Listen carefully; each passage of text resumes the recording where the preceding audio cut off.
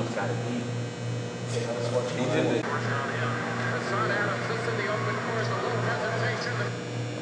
Exact same thing.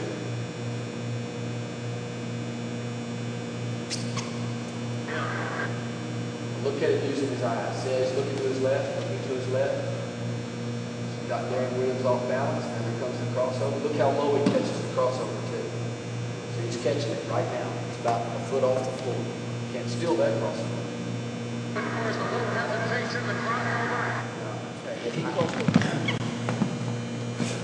If you remember, I talked to you about that young man yesterday. I told you a story about A.J. Hill and how he developed. I told you that there were two keys to his success. And this is pretty much true of anybody that's successful in sports.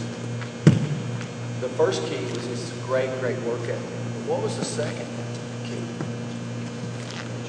Attention to detail. You know, I've pointed out these low crossovers today and other skills. You know, the attention to detail often sets players apart.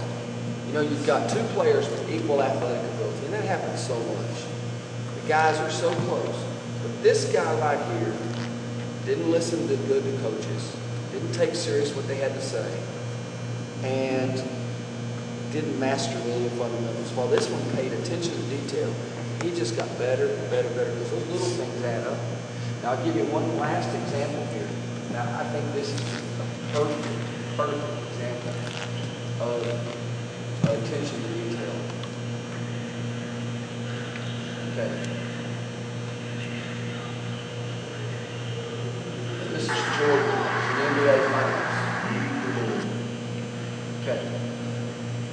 Look at that crossover. Dan Marley was one of the best stoppers in the NBA when he played for the Suns. He was an all-defensive player, all the NBA, all-defensive team, and all that.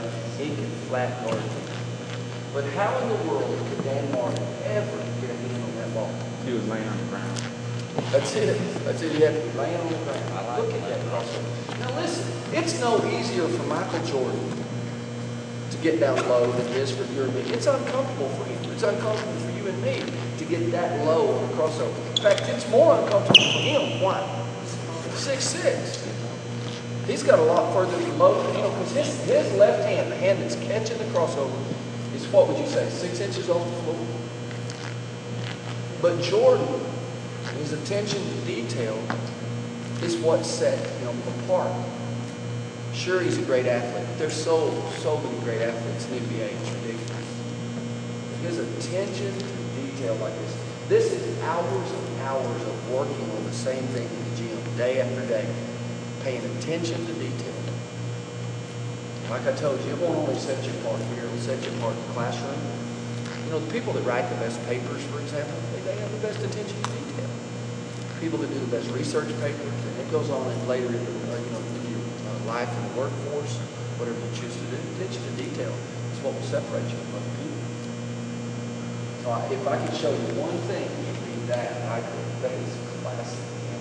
Sixth game. That's ridiculous. He would garner a straight final. How fundamental that one play is.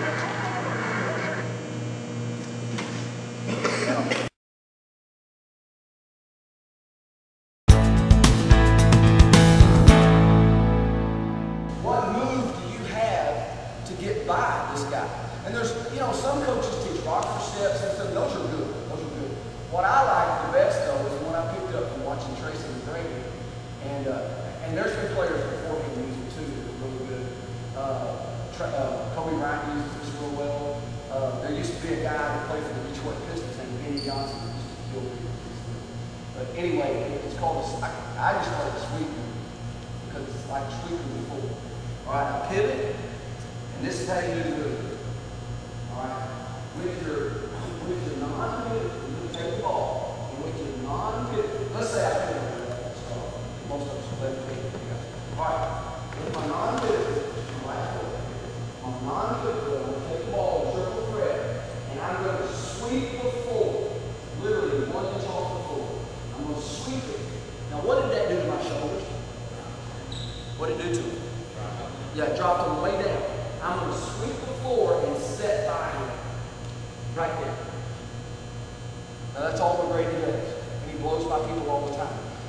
Now he has a second move that's even better called the double sweep. We'll get to it in a minute, but the reason the sweep move works, in basketball, if you can get your shoulder lower than his, you'll beat him almost every time. It's just that simple. And what's going to happen? It makes my shoulder so low.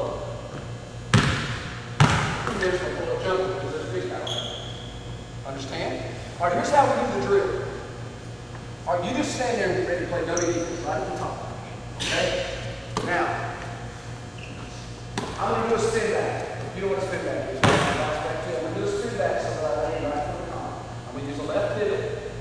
All right, spin back. I'm going to left pivot. I'm going to sweep 1 inch off the floor and blow by.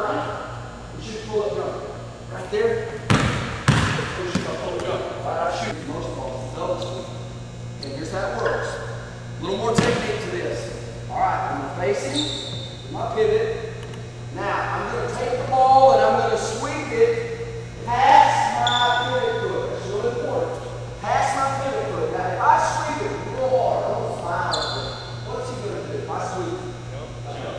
He's going to move or lean that way. Well, that's what McGrady will do. He'll sweep it real hard here and he'll go out back. Go sweep. Shoot the pull-up jumper. Now, here's the mistake on most kids make. Watch this. When they sweep it, they just sweep to about right there. It doesn't work unless you go past your pivot foot. Past your pivot foot. Still 1 inch off the floor. All right, let's go. Double sweep. Okay, play this.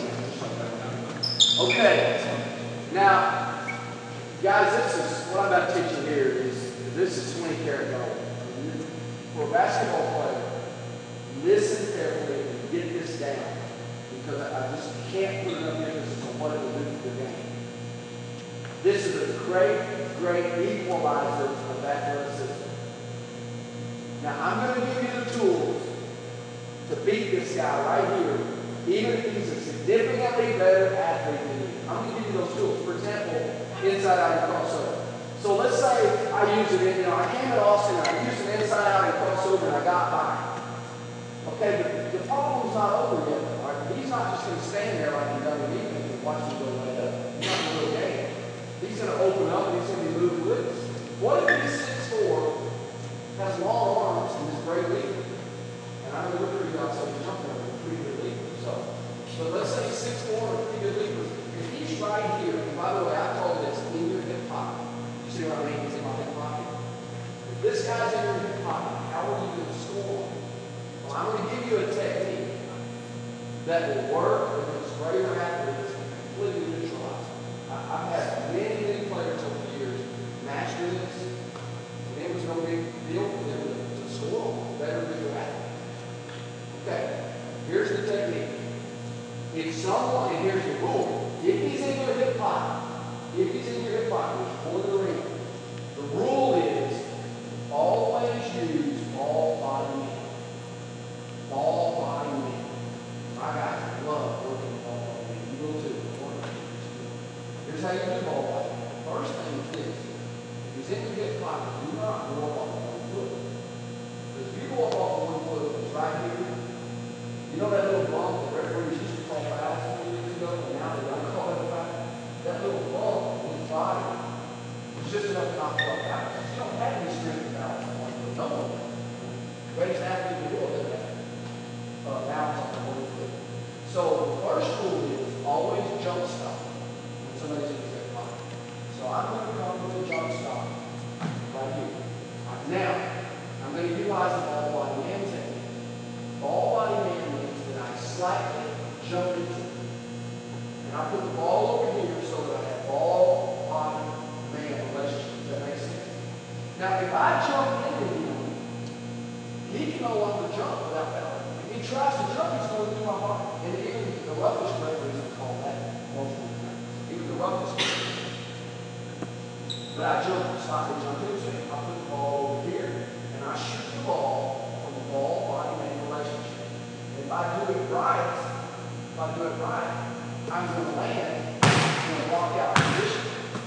I've had some players get really good at this, and they're amazing how many times when they did this, they just got wrong with them.